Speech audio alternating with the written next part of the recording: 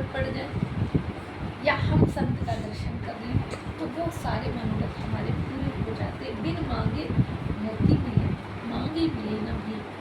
तो कहते हैं, कई बार लोग सोचते हैं कि शास्त्र कहता है कि बिनु हरि कृपा मिले ही नहीं संता, और बिनु संता मिले नहीं भगवंता।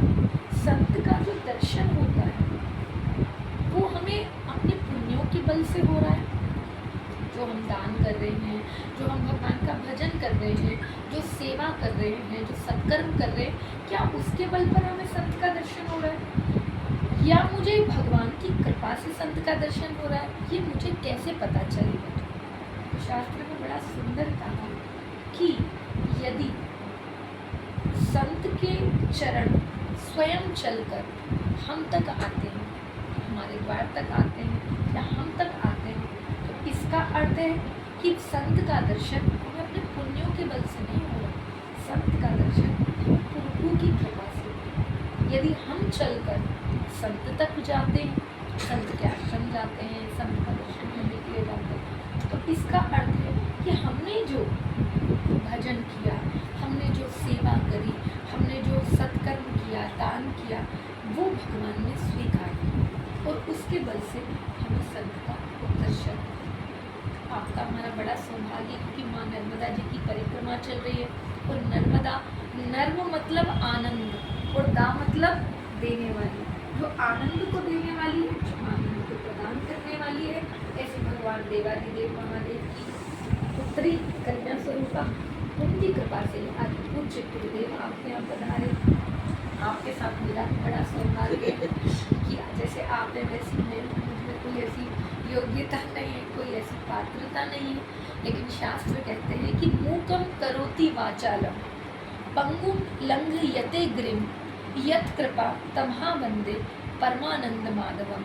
यदि गुरुदेव की कृपा हो जाए, यदि भगवान की कृपा हो जाए, तो गूंगा भी बोलने लगता, लंगड़ा भी पर्वत पार कर जाता।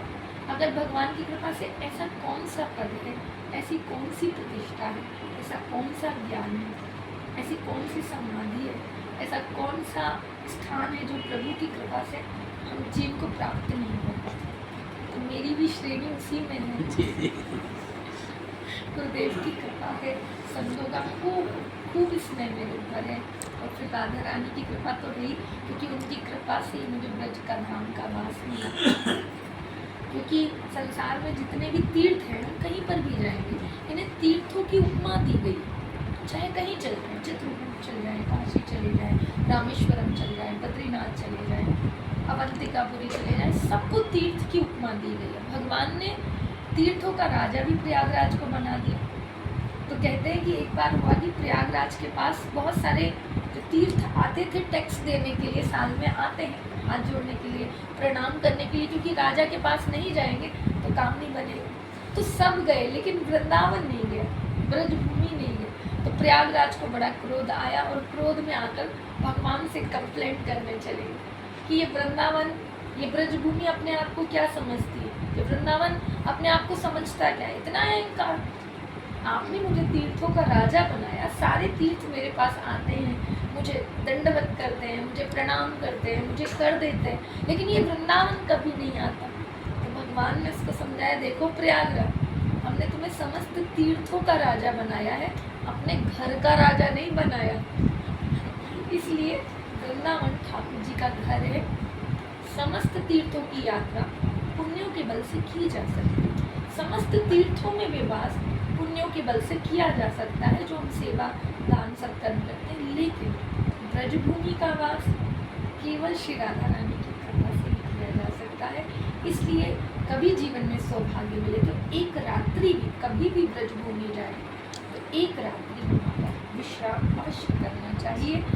और वृंदावन की रज की महिमा तो है ही अपरंपार, वृंदावन के लिए जितना कहें उतना कम है। और वो लोग बड़े धन्य हैं, कहते हैं कि हम ब्रज में हमें वास मिले। अगर हम ब्रज में वास नहीं कर सकते तो किसी ब्रजवासी की हम सेवा करें, तो उससे भी हमें ब्रजवास का फल मिलता है।